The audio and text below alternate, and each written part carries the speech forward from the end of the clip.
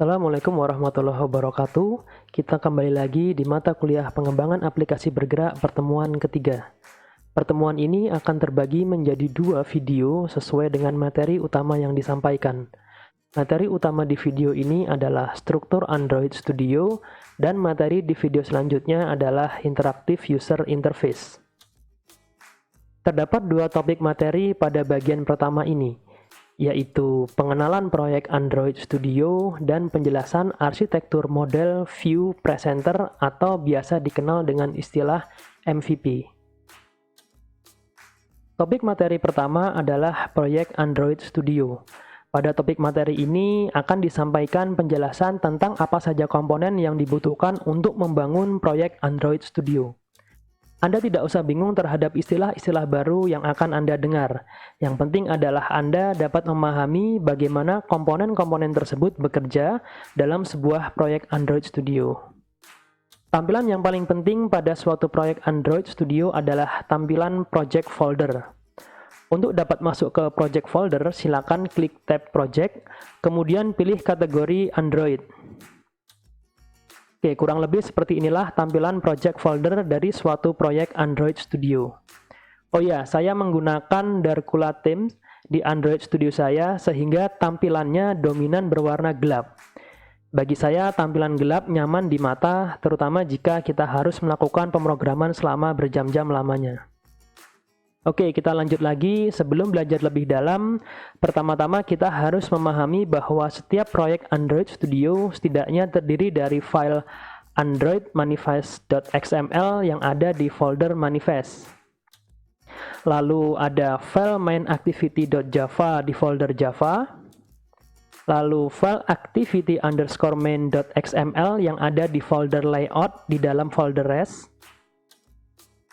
Dan file Gradle yang ada di folder Gradle. Nah, untuk file Gradle sendiri umumnya terdiri dari dua jenis, yaitu build Gradle dan settings Gradle. Baik, selanjutnya saya akan menjelaskan sedikit terkait dengan fungsi dari keempat jenis file tersebut. Yang pertama adalah Android Manifest. File Android manifest.xml merupakan file yang pertama kali dibaca pada saat aplikasi dijalankan. Sama halnya dengan istilah manifest dalam penerbangan yang berisi daftar penumpang serta informasi dari tiap penumpang, manifest dalam proyek Android Studio juga berisi informasi tentang komponen-komponen apa saja yang ada dan dapat diakses pada aplikasi Android yang kita buat. Bagian pertama file Android Manifest adalah namespace. Android Manifest dikodekan dengan namespace Android seperti yang terbaca pada tulisan XMLNS.2 Android. Lalu terdapat juga atribut package yang menampilkan nama paket dari aplikasi yang kita buat. Pada praktiknya tidak disarankan untuk merubah informasi pada bagian ini. Oke, bagian selanjutnya adalah application. Pada bagian ini, informasi manifest dideklarasikan. Dapat kita lihat informasi-informasi yang dideklarasikan pada bagian ini. Anda akan memahaminya secara mandiri jika Anda sudah mulai membangun proyek Android Studio. Untuk mempersingkat waktu, sementara kita lanjut ke komponen selanjutnya. Selanjutnya adalah Java source code dengan nama file mainActivity.java. File ini berada di dalam folder yang memiliki nama sama dengan domain yang kita buat. Pada contoh ini, mainActivity.java berada di dalam folder com.galstudio.pertemuan3a. com.galstudio adalah domain yang kita buat, sedangkan pertemuan 3a adalah nama aplikasi yang kita buat.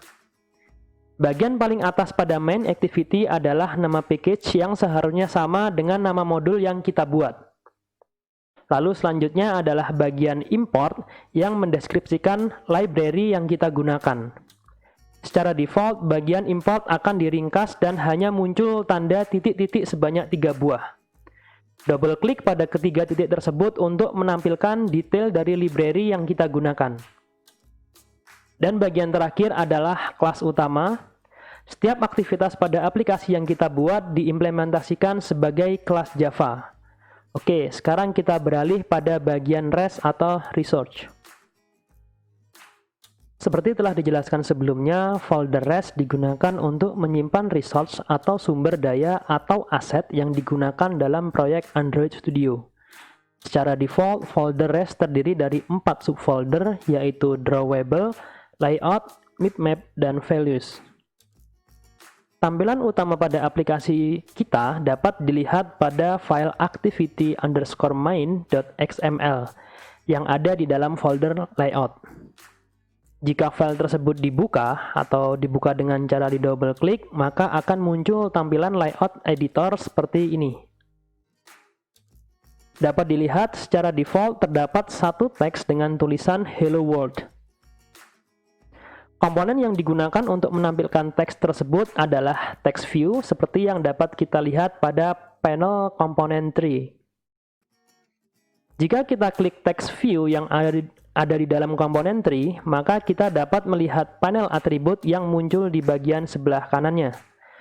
Panel atribut tersebut digunakan untuk melakukan konfigurasi terhadap komponen text view yang kita seleksi. Kita akan pelajari lebih dalam terkait user interface di video selanjutnya. Bagian yang terakhir adalah Gradle. Seperti kita tahu, file aplikasi Android memiliki ekstensi .apk yang merupakan singkatan dari Android Application Package. Pada proyek Android Studio diperlukan sebuah alat untuk mengubah proyek yang kita buat menjadi suatu file .apk. Dan salah satu alat yang dapat kita gunakan adalah Gradle. Secara sederhana, Gradle adalah suatu fitur build automation open source yang digunakan untuk mengompil project Android Studio secara integratif dan otomatis. Umumnya terdapat dua jenis Gradle, yaitu build Gradle yang berisi pengaturan global untuk project yang sedang kita buat, dan settings Gradle yang berisi pengaturan terkait komponen apa saja yang akan dikompil pada project yang sedang kita buat. Gradle dapat Anda pahami secara mandiri jika Anda sudah memulai membangun proyek Android Studio. Topik materi selanjutnya adalah arsitektur MVP atau model View Presenter. Pengembangan proyek Android Studio dilakukan dengan menggunakan arsitektur MVP. MVP adalah konsep arsitektur pengembangan aplikasi yang memisahkan bagian tampilan aplikasi dan fungsi pada aplikasi. Bagian yang akan saya jelaskan pertama kali adalah view. View adalah elemen antarmuka pengguna yang menampilkan data serta respon terhadap tindakan pengguna. View dapat berupa activity, fragment, atau dialog yang muncul di layar Android. Untuk lebih mudahnya, dapat dikatakan semua yang muncul di layar Android adalah view, karena sebagian besar interaksi terjadi dengan menggunakan layar sentuh. Bagian yang kedua adalah presenter. Secara sederhana, presenter adalah elemen yang menghubungkan view dan model. Presenter memproses interaksi yang dilakukan oleh user melalui elemen view, kemudian meneruskannya ke elemen model. Kemudian presenter juga dapat meneruskan data dari elemen model ke elemen view, sebagai sebuah feedback atas interaksi yang dilakukan oleh user atau sistem. Dan yang terakhir adalah elemen model. Elemen model merupakan elemen yang merujuk pada objek atau data yang ada pada aplikasi. Objek di sini merujuk pada konsep pemrograman berbasis objek, di mana fungsi apapun dapat didefinisikan sebagai sebuah objek. Seperti itulah definisi serta hubungan antara view, presenter, dan model. Secara sederhana, elemen view adalah apapun yang berhubungan dengan user atau pengguna. Elemen model adalah apapun yang berhubungan dengan data yang perlu diakses, lalu elemen presenter adalah bagian yang melayani komunikasi di antara kedua elemen tersebut. Oke, kita coba ilustrasikan bagaimana MVP bekerja. Misal aplikasi pada contoh ini adalah aplikasi nomor antrian sederhana. Ketika user menekan tombol, maka akan muncul nomor antrian untuk user tersebut pada layar. Jadi yang pertama-tama harus dilakukan user adalah menekan tombol nomor antrian pada elemen view. Tombol ini berwujud tampilan yang muncul pada layar Android. Lalu elemen presenter akan menerima permintaan dari user melalui elemen view dan meneruskan permintaan tersebut ke elemen model. Dalam kasus ini, presenter akan meminta data antrian ke elemen model. Elemen model kemudian akan menambahkan satu antrian pada variabel nomor antrian dan memberikan atau mengembalikan nilai tersebut ke elemen presenter. Elemen presenter yang telah mendapat nomor antrian dari elemen model lalu meneruskan informasi tersebut ke user melalui elemen view. Elemen view kemudian menampilkan informasi nomor antrian kepada user dalam bentuk teks.